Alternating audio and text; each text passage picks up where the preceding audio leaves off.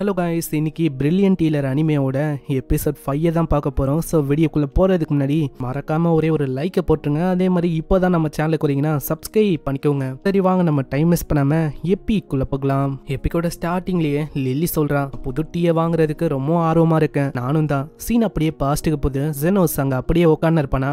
ஜெனோஸ் முன்னாடி ஒரு ஆளை வந்து ஒத்து பார்க்குறாரு. ஆமாம், என்ன பண்ணிருக்க நீ?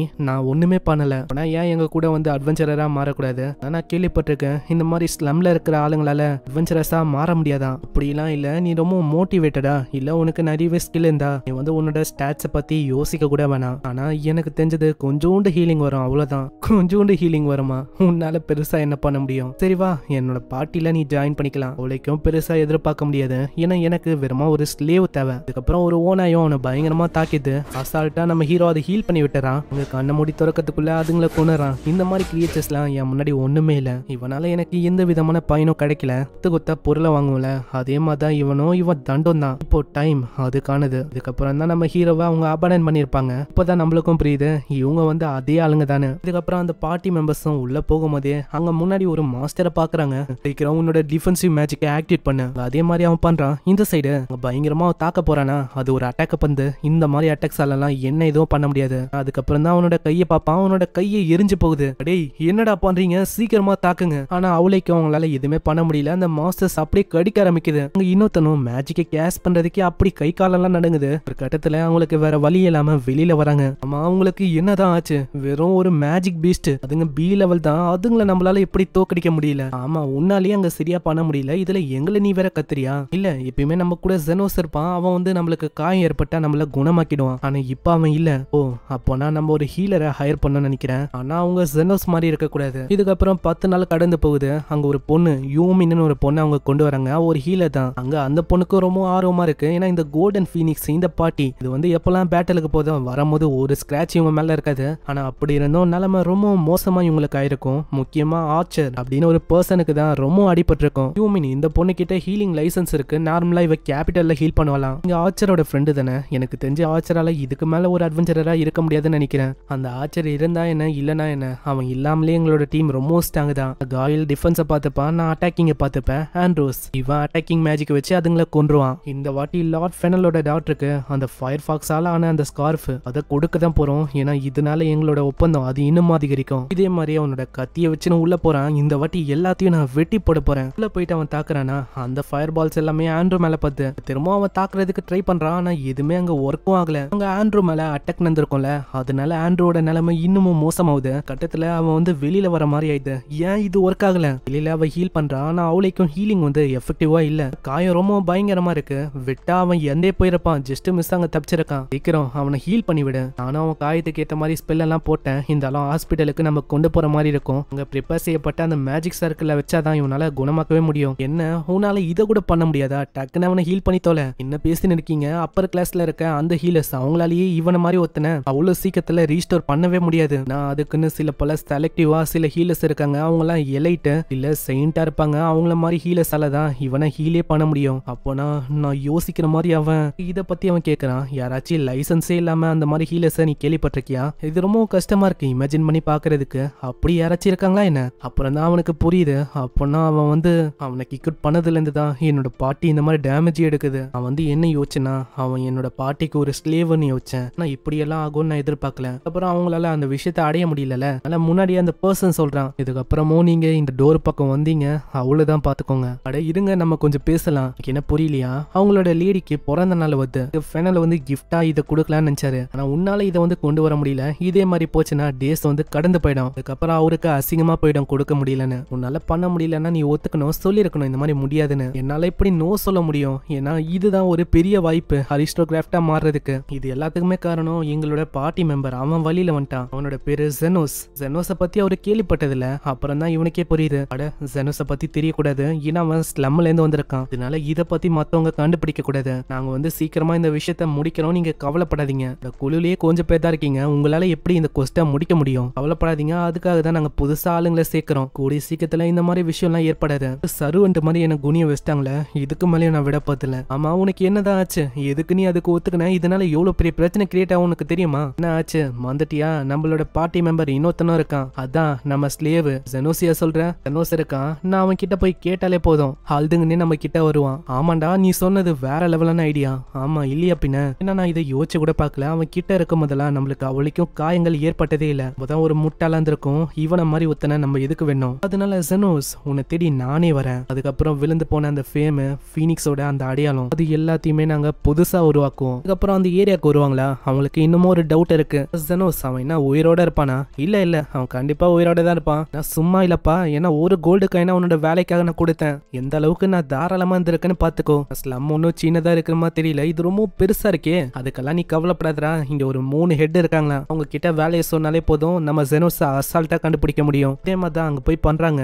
ரொம்ப பிஸியா இருக்கேன். அந்த டாக்டரை வேற நான் பார்க்க போகணும். கொஞ்சம் அரிஸ்டோகிராட்டா மாறிட்டான். இந்த பொண்ணு நல்லா தான் இருக்கா. இவ கூடயும் என்னால அப்படி இருக்க முடியும். யாருன்னு தெரியுமா? கோல்டன் ஃபீனிக்ஸ் கோல்டன் கிளாஸோட ஒரு மெம்பரா இருக்கிற லீடர் நான். என்னோட பேரு ஆஸ்தான். அட எவ்வளோ பெரிய பேரு. சொல்றதுக்குள்ள இந்த சன்செட்டே ஆயிடும் போல. சரி வந்த விஷயத்த சொல்லி தொலை. அதுவா என்னன்னா நாங்க ஒருத்தனை தேடி வந்திருக்கோம். அவனோட பேரு ஜெனோஸ். அவன் ஸ்லம்முக்கு இப்பதான் ரீசெண்டா 2 மாசத்துக்கு முன்னாடி வந்திருப்பான். இதை கேட்டோன்னே அவன் சிரிக்க ஆரம்பிச்சாரா. அட அந்த முட்டா பசங்க நீங்க தானா? ஜெனோஸ் தான் அந்த பார்ட்டில இருந்து தூக்குனது. நீ பாக்குறதுக்கும் முட்டா பையமா தான் தெரியற. ஆனா உன்ன மாதிரி ஒத்த அவனை மீட் பண்ணவே கூடாது. இதை கேட்கிற அவன் கடுப்பாகிறானா.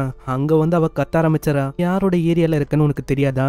இங்க வந்ததே வேஸ்ட். அதுக்கப்புறம் அந்த பீஸ்ட் பொண்ணு கிட்ட போறாங்க. அங்க போய் விஷயத்த சொல்ல அவளுக்கும் தெரியுது. இதான் நம்ம ஜெனோஸை கிக் பண்ண அந்த ஆளா. இதுக்கு நான் என்ன தெரியுமா யோசிக்கிறேன். இதுக்கு நீ செத்து போயிட்டு டாய்லெட்ல இருக்க காக்ரோச்சா நீ ரீஇன்கார்னேட் ஆகலாம். உன்ன மாதிரி ஒரு காக்ரோச்சுக்கு தகுதி இல்ல அவங்க கிட்ட பேசுறதுக்கு. அங்க அவ டக்கு டக்குன்னு அங்கேயும் இங்கேயோ போவாளா. இதுலயே அவங்க பயந்து போயிடறாங்க. அவங்களுக்கு ஒண்ணுமே புரியல என்னதான் இங்க போயின்னு இருக்குன்னு. அப்புறம் அந்த ஆர்க் லேடி அவளோட டெரிட்டரிக்கும் இவங்க போறாங்க. அங்கேயும் இதே மாதிரி தான் விஷயம் நடக்குதா. அவங்களுக்கு இன்னமும் குழப்பம் ஏற்படுது. இங்க வந்து என்னதான் போயின்னு இருக்கு. எங்க போனாலும் இதே விஷயம் தான் இருப்பது. எனக்கு தெரிஞ்சு அந்த ஜெனோஸை இவங்களுக்கு ரொம்ப பிடிக்கும்னு நினைக்கிறேன். இல்லடா அப்படியெல்லாம் ஒன்றும் இல்ல விஷயம். எனக்கு தெரிஞ்சு வேற ஒரு ஜெனோஸ் இங்க இருக்கான்னு நினைக்கிறேன். அவனை தான் இவங்க இப்படி யோசிக்கிறாங்களோ. கண்டிப்பா அவனை மாதிரி ஒருத்தன் இவங்களுக்கு எப்படி பிடிக்கும் அதுக்கெல்லாம் வாய்ப்பே இல்ல. ஆனா ஜெனோஸை சைட்ல பாப்பாங்களா. அங்க ஜெனோஸை பார்த்து அவன் கேட்கறான். ஜெனோஸ் இந்த மாதிரி நீ என்னோட பார்ட்டில திரும்ப வந்து ஜாயின் பண்ணலாம். அதுக்கான வாய்ப்பை நான் கொடுக்குறேன். அதுக்காக நீ சந்தோஷப்படணும். ஆனா ஜெனோஸ் அங்க முடியாதுன்னு சொல்லிட்டு போறானா. அங்க ஹாஸ்டன் கத்துறான். ஆமா ஜெனோஸ் உனக்கு என்னதான் ஆச்சு? உன்னால கோல்டன் ஃபீனிக்ஸுக்கு திரும்ப வர முடியும். யோசிடா யோசி. என்ன நீ சொல்ற? அந்த இடத்துல எனக்கு சரியான மதிப்பும் இல்ல. அதே மாதிரி எனக்கு பே பண்ற விஷயம் அதுவும் ரொம்ப கம்மி தான். யார் இந்த இடத்துல இருந்தாலும் கண்டிப்பா வரமாட்டேன்னு தான் சொல்லுவாங்க. ஏன்டா இப்படி சொல்ற? உனக்கு புரியாதுன்னு நினைக்கிறேன். சரி எனக்கு ஃப்ரீ டைம் கிடைக்கும் போது நான் உன்னை கோஸ்ட் கூடவே அக்கம்பனி பண்ணிக்கிறேன். நான் ஒரு விஷயம் ஒரு வாட்டி நான் ஹீல் பண்ணும் போதும் எனக்கு 50,000 யுவான் நீ தரணும். அது கூடவே கிரிட்டிக்கல் டேமேஜ்னா மில்லியனு. அதே மாதிரி டிஃபென்ஸ் பஃப் மேஜிக் இதுக்கெல்லாம் ட்ரிபிள் மடங்கு ஆகும். ஆனா அதுக்குன்னு டிஸ்கவுண்ட் எல்லாம் எதிர்பார்க்க கூடாது. அடே நீ என்னடா பேசின்னு இருக்க? உன்ன மாதிரி ஒருத்தனை இங்க இருக்க ஆளுங்க இப்படா ஏத்துக்கினாங்க. எல்லாருமே சந்தோஷமா வந்து ஜெனோஸை மீட் பண்றாங்க. இதை பார்க்கும் போதெல்லாம் இன்னமும் அவங்களுக்கு கடுப்பாவுது. அவன் அப்படியே போக தான் ஆரம்பிக்கிறான். ஏன் ஜெனோஸ் இப்படி பண்ற? உனக்கு நான் நல்ல ஆஃபர் கொடுக்குறேன். உனக்கு என்ன ஞாபகம் இல்லையா? என்ன உன்னை நான் தான் ஃபர்ஸ்ட் எங்க பார்ட்டிலேயே சேர்த்தேன். என்ன மன்னிச்சிரு ஆஸ்தான். இப்போ வந்து காலம் ரொம்ப கடந்து போயிடுச்சு. அடே நீ வந்து திரும்பவும் என்ன இக்னோர் பண்ற. இதனால அவன் தாக்க போறான். நல்ல வேலை கிருஷ்ணா வந்து காப்பாத்துறா. கிருஷ்ணா உனக்கு என்ன இங்க வேலை? அதுவா உன்னை பாக்குறதுக்கு தான் நான் வந்தேன். என்ன நான் வழி தவறி வந்துட்டேன். அப்படி வந்தாலும் அது நல்ல விஷயமா தான் இருக்கு. வந்து இந்த மாதிரி ஒரு விஷயத்த பண்ண பாத்துருக்க நான் உன்னை ஸ்டேஷனுக்கு கொண்டு போக போறேன். இல்ல நான் ஒன்னும் அப்படி பண்ணல. இவன் தான் பண்ண சொன்னான். இது தெரியல. அந்த ஹிஸ்டரியில எல்லாராலையும் பேசப்படுற அந்த பொண்ணு ஆயில் நைட்டா இருக்கிற வாய்ஸ் கமாண்டர் அவ தானே இவ கூட எப்படி அவன் ஃப்ரெண்டா இருக்கான். இதுக்கப்புறம் எல்லாருமே அந்த விஷயத்த சொல்றாங்க. அந்த வித்தியாசமா பாட்டி வந்திருக்கும். நம்ம ஜெனோஸை பத்தி கேட்டிருக்கோம். அந்த விஷயத்த சொல்ல அவங்களுக்கும் புரியுது இது வேற யாரும் இல்ல, இது அவங்களே தானே. எல்லாரையுமே ரிஜெக்ட் பண்ணிருப்பாங்க. அதே மாதிரி அவங்க 2 பேரும் சும்மா போற மாதிரி இல்லையா. அதனால ஆளுங்களை பிக்ஸ் பண்ணிருப்பாங்க. அவங்க வந்து ஏதாச்சும் பண்ண பாக்குறாங்களான்னு பாக்குறதுக்கு. ஆனா இப்போ கண்டிப்பா அவங்க வீட்டுக்கு போயிருப்பாங்களே. இல்ல யாருக்கு தெரியும். இன்னமும் டீப்பா இதுக்குள்ள போக ஆரம்பிச்சா இது நம்மளுக்கு பிரச்சனையா இருக்கும். அதாவது எப்படின்னா அண்டர் கிரவுண்ட் கில்டு. அது வந்து எப்படிப்பட்ட கில்டுனா அங்க இல்லீகலான ஆக்டிவிட்டிஸ் எல்லாம் பண்ணுவாங்க. அவங்க வந்து எந்த காரியமா இருந்தாலும் பண்ணிடுவாங்க. கரெக்டான பிரைஸை கொடுத்தா போதும். அதனால தான் எனக்கு வந்து அந்த மாதிரி ஆளுங்களை சுத்தமா பிடிக்காது. அப்போனா அது கெட்ட விஷயமாச்சு. இல்ல நீ கவலைப்பட வேணாம். அவங்க கிட்ட அந்த அளவுக்கு எல்லாம் காசு இல்ல. ஏன்னா அப்படி கொடுத்தா அவ்வளவுதான். அவங்களோட பார்ட்டி மெம்பர்ஸுக்கு அவங்களால சரியா காசை கூட கொடுக்க முடியாது. இல்ல நீ அப்படி சொல்லக்கூடாது. அங்க இன்னொருத்தனும் இருக்கான். இந்த மாதிரி வேலைகளை காசே இல்லாம கூட பண்ணுவான். ஆனா அதுக்கு சர்டைனா சில பல கண்டிஷன் இருக்கு. எனக்கு தெரிஞ்ச அவனை எல்லாருமே கைடுன்னு சொல்லுவாங்க. இதுக்கப்புறம் ஜெனோஸ் அவங்க தூங்காம அதே தான் யோசனை இருக்கான். ஜெனோஸ் என்ன தூங்கலையா? நான் வந்து வெளியில லைட்டை பார்த்தேன். அதான் வெளில வந்தேன். உங்களுக்கு டீ வேணுமா என்ன? அங்க டீயை கொடுக்குறான். அந்த டீ அவனுக்கு ரொம்ப பிடிச்சிருக்கு. அதே மாதிரி அங்க தூங்கிறா. இதுக்கப்புறம் அங்க கேமலாவும் வரா. என்னப்பா நீ வந்து தூங்கலையா? ஆமா என்ன ஆச்சு இந்த டைம்ல? அதுவா இங்க 3 கப்பு டீ இருக்கும் போது நான் வரக்கூடாதா என்ன? அதனால தான் வந்துட்டேன். இன்னமும் அந்த பார்ட்டி மெம்பர்ஸ் நினைச்சா ரொம்ப கவலைப்படுற. என்ன கேமலா உனக்கும் என்ன நினைச்சு கவலையா இருக்கா? இல்ல அப்படிலாம் ஒன்னும் இல்ல. தூங்குறதுக்கு முன்னாடி சின்னதா நான் பேசிட்டு போகலான்னு யோசிச்சேன். நல்ல விஷயம் தான் கேமிலா. ஏன்னா தனியா என்னால அவ்வளோ டீயை குடிக்க முடியாது, வந்து ஜாயின் பண்ணதுக்கு தேங்க்ஸ். ஜெனோஸ், நீ வந்து சொன்ன என்கிட்ட இந்த ஸ்லம்ல வாழும் போது தான் நீ இந்த ஹீலிங்கை கத்துக்கினேன்னு. அது எப்படி?